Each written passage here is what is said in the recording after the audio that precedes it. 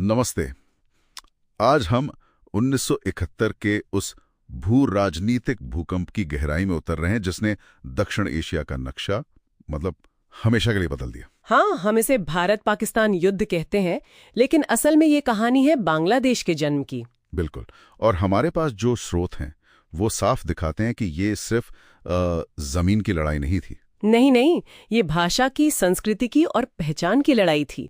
और इसका अंत हुआ इतिहास के सबसे बड़े सैन्य आत्मसमर्पण में से एक के साथ। यही बात तो सबसे ज्यादा हैरान करती है। एक देश जो बना ही धर्म के नाम पर था, वो दो टुकड़ों में कैसे टूट गया? इसकी जड़ें तो कह सकते हैं 1947 के विभाजन में ही थी। अच्छा। हाँ, पाकिस्तान के दो हिस्से थे, पूर्वी और पश्चिमी, और उनके बीच में थी 1600 किलोमीटर की भारतीय जमीन। और शायद इस्लाम के अलावा कुछ भी कॉमन नहीं था ना? बिल्कुल। और यहीं से संघर्ष शुरू हुआ। सत्ता और सेना दोनों पर पश्चिमी पाकिस्तान का दबदबा था। उन्होंने पूर्वी पाकिस्तान के बंगाली पहचान को दबाने की हर मुमकिन कोशिश की, यहाँ तक कि उनकी भाषा को भी। हाँ, मैंने पढ़ा है कि 1948 में जिन्ना ने घोषणा कर दी थी। हाँ, कि उर्दू और केवल उर्दू ही राष्ट्रभाषा होगी। ये तो कमाल है। जहाँ 56% से ज्यादा आबादी बंगाली बोलती हो, हाँ, वहाँ आप एक दूसरी भाषा थोप रहे हैं। और विरोध तो होना ही था। असल में बांग्लादेश की नींव तो कह सकते हैं 1952 के भाषा आंदोलन में ही रख दी गई थी। तो ये सिर्फ भाषा का मामला नहीं था? नहीं, आर्थिक शोषण भी, वो भी चरम पर था। अच्छा, वो जो टू इकोनॉमी थ्योरी की बात आती है स्रोतों में, वो क्या था असल में? वो उसका बहुत सीधा और कहूं तो क्रूर था। कैसे? आप पूर्वी पाकिस्तान के जूट को बेचकर डॉलर कमाते हैं और उस डॉलर से कराची में फैक्ट्रियां और इस्लामाबाद में सड़कें बनाते हैं। ओहो, कमाई पूरब की। हाँ, और सारी मलाई पश्चिम की। बिल्कुल। ये सिस्टम ज्यादा दिन नहीं चल सकता था। और शायद 1970 के चुनाव में यही गुस्सा बाहर आया। शेख मुजीबुर रहमान की अवामी लीग को तो जबरदस्त बहुमत मिला था, पूर्ण बहुमत नेशनल असेंबली में। लेकिन पश्चिमी पाकिस्तान का जो सैन्य नेतृत्व था, वो सत्ता एक बंगाली नेता को सौंपने के लिए तैयार नहीं था। और फिर वो रात आई जिसने सब कुछ बदल दिया। 25 मार्च 1971। हाँ, पाकिस्तानी सेना का ऑपरेशन सर्चलाइट। ऑपरेशन सर्चलाइट नाम से तो लगता है जैसे कोई खोज अभियान हो। और नाम कितना भ्रामक है। ये कोई खोज अभियान नहीं था, ये एक सोचा समझा नरसंहार था। इसका निशाना कौन थे? बंगाली राष्ट्रवादी, छात्र, बुद्धिजीवी और हिंदू अल्पसंख्यक। ढाका विश्वविद्यालय पर तो टैंकों से हमला किया गया। इसी क्रूरता के कारण फिर वो पलायन हुआ होगा। हाँ, इतिहास का सबसे बड़ा पलायन।